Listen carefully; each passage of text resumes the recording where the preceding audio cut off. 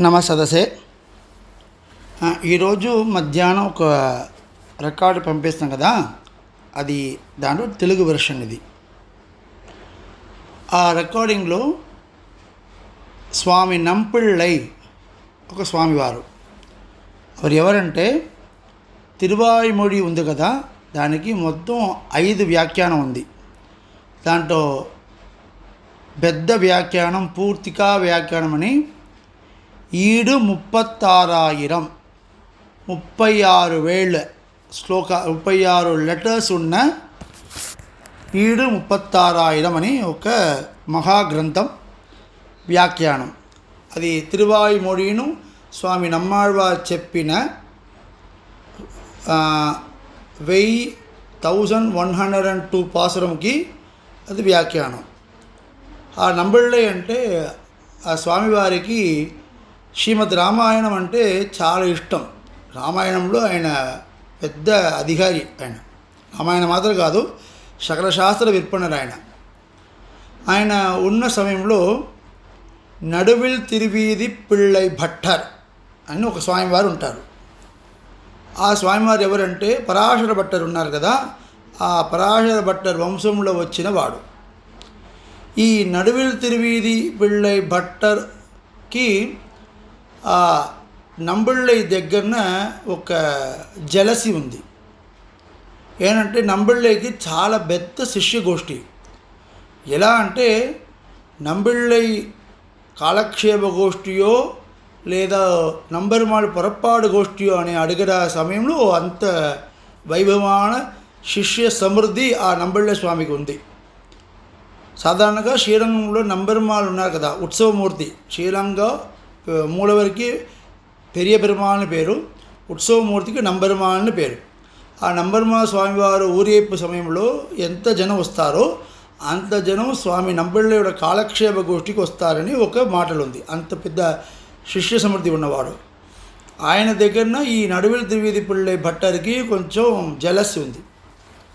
ఒక సమయం ఈ నడువీధి భట్టర్, మన ఈ తర్వాత మన భట్టర్ అనుకున్నాము. ఈ భట్టర్ స్వామి ఒక రాజ్యసభకి వెళ్ళారు. అక్కడ రాజా ఉన్నారు కదా, ఆయన పెద్ద శాస్త్ర విప్పన్నారు.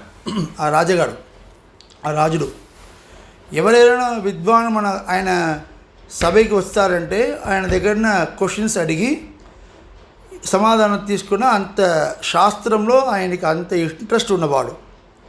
ఒక సమయం ఈ భట్టస్వామి ఆ రాజ్యసభకి వెళ్ళిన సమయంలో ఒక రాజుగాడు ఒక క్వశ్చన్ అడిగారు. ఏంటంటే రాముడు వారు ఉన్నారు కదా, రామచంద్రుడు ఉన్నారు కదా, ఆయన శ్రీమన్నారాయణ సాక్షాత్ అవతారం కదా. కానీ ఆ స్వామివారు ఏం చెప్పారంటే అన్ని దేవతలు వచ్చి రావణ వధ అయిన తర్వాత అన్ని దేవతలు వచ్చి రాముడి వారికి దండం పెట్టి మీరే నారాయణుడు, మీరే దేవదేవుడు, మీరే సకల దేవతలకు నియంత అని చెప్పిన సమయంలో ఆ రాముడు వారు ఏం చెప్పారంటే మీరు ఏదేదో చెప్తున్నారు, కానీ నేను ఆత్మానం మానుషం మన్యే అహం దశరథాత్మజం అని చెప్పారు. ఇది అర్థం ఏంటంటే నేను మనుష్యుడు, మీరు చెప్పినాక దేవదేవుడు కాదు, నేను మనుష్యుడు మాత్రమే, నేను దశరథునికి పుత్రుడు. అలాంటి మాటలు రాముడు వారు చెప్పారు. రాముడు వాడికి రామో ధృణావిభాషదే, రెండా మాటలు లేవు, సత్యవాక్యం కదా. అప్పుడు రాముడు వాడు తన పరబ్రహ్మమున అని అన్నీ వదిలేసి తాను సాధారణ మనుషుడిగా ఉంటారు. కానీ జడాయు మోక్ష ప్రకరణ సమయంలో రాముడు వాడు ఇలా చెప్పారు, మయాత్వం సమనుజ్ఞాత గచ్చలోహాన్ అనుత్తమాన్ అలాంటివి చెప్పారు.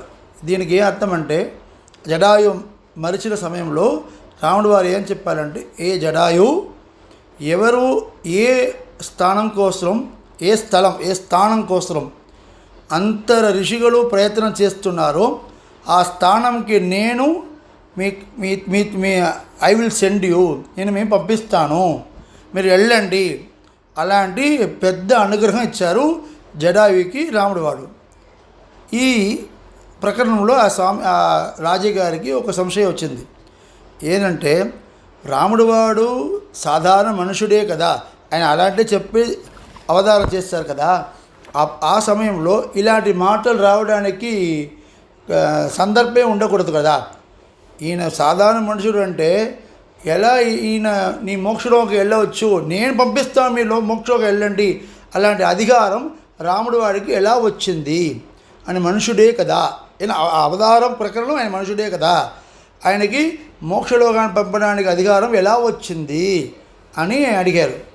ఈ భట్టస్వామి నడివీడి తిరివిడి భట్టస్వామి ఉన్నారు కదా, ఆయనకి దానికి సమాధానం చెప్పడానికి రాలేదు. అప్పుడు నంబళ్ళై స్వామితో శిష్యుడు ఒకడు ఆ రాజ్యసభకి వచ్చారు. ఆయన ఈ భట్రవారు ఆ శిష్యుడు సెపరేట్గా పిలిచి ఈ ఈ ఈ ప్రశ్నానికి ఈ క్వశ్చన్కి నంబిళ్ళై ఎలా నిర్వాహం చేస్తారు, నిర్వాహం అంటే ఎలా సమాధానం చెప్పారు అని ఆయన అడిగారు.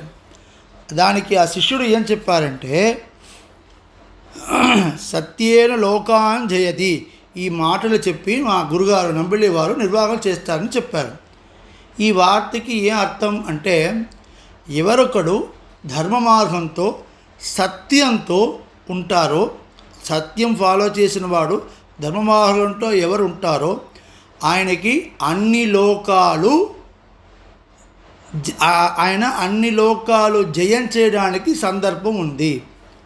ఏంటంటే ఎవరు ధర్మమార్గం ఉన్నవారికి అన్ని లోకాలు, ఏ లోకమైన ఆ లోకము ఆయనకి వశం ఉంది. ఆయన ఏం చెప్పారో నియంతావా ఆయన ఉన్నదానికి సందర్భం ఉంది. సో రాముడు వాడు ధర్మ మార్గంతో ఉన్నవారు కదా, మనుషులను కూడా ధర్మ మార్గంతో సత్యంతో ఉన్నారు కదా.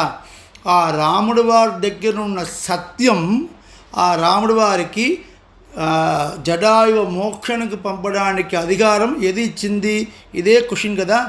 ఏది ఇచ్చిందంటే రాముడు వారి దగ్గర ఉన్న సత్యం ఆ రాముడు వారికి ఆ అధికారం ఇచ్చింది అని నంబళ్ళై చెప్పారని ఆ శిష్యుడు ఈ భట్టస్వామికి చెప్పారు.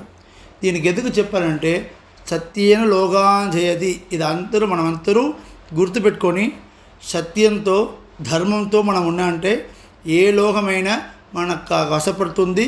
We can conquer whatever the లోకం వీ క్యాన్ కాన్క్వర్. మనకు జయం మనకు తప్పకుండా జయం వస్తుంది. అది ఇక్కడ మనము సత్యంతో ధర్మంతో ఉండాలని రాముడు వారి ఫాలో చేయాలి. రాముడు వారి తిరువడిగలే చరణం, నంబిళ్ళై స్వామి తిరువడిగలే చరణం.